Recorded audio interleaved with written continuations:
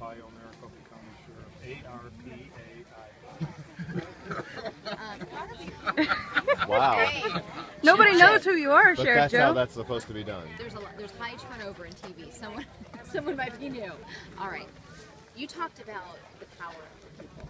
Talk about your thoughts about the turnout tonight.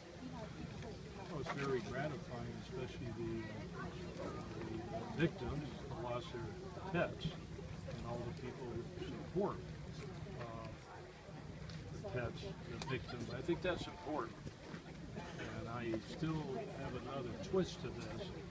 That I like it when they come out. I like it when they talk to the media, whether it's negative or positive, because it gets the word out to everybody on this sad situation. And also, you don't mess around on cruelty with your pets. Maybe they learn a lesson. So that's one reason I like it. And another reason is that sometimes when you have a lot of pressure, it stimulates interest, especially from the elected officials. Because sometimes, I'm not saying it's wrong, sometimes politicians react to the media and to the will of the people. The will of the people. We are investigating, the only agency investigating the bestiality law that I fought for in the legislature. So I'm not going to get into the details what that is.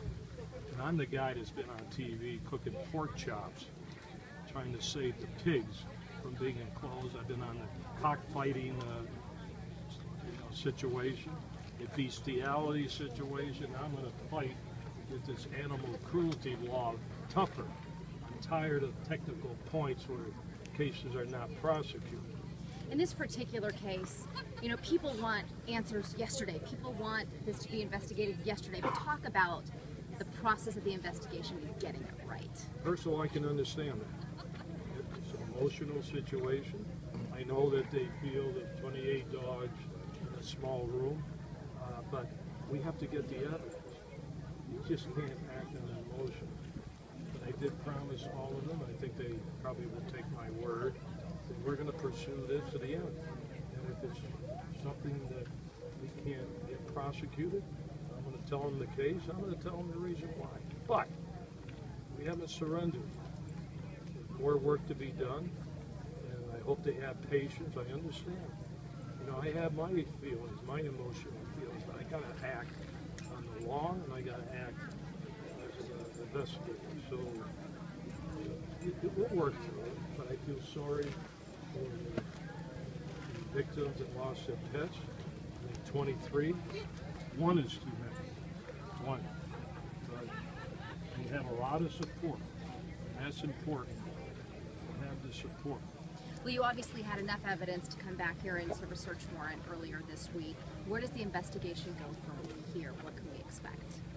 Well, we have a lot of evidence to analyze. And there's a lot of, we're not CSI. We don't act as quickly as you see on television.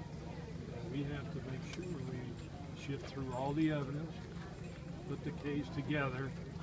I want to do it right, and as far as I'm concerned, in all these high-profile animal cruelty cases, we do it right. Sometimes we don't win, but we have to do it right. And I think they're beginning to understand that. So have patience. We're at a full force. We hired technicians, air conditioners. I can go on and on, but you know, I would do that for one dog. Yeah, and you mentioned up there when it comes to investigating, it doesn't matter who you are or who you're related to. If a crime has been committed, a possible crime, an investigation is going to take place. Tell me how tell me your conviction on that. Well, I think my record would show I arrested some professional people. High profile, I won't go into it or into the final results. But you know, if anybody violates the law, hey, it doesn't matter who they are.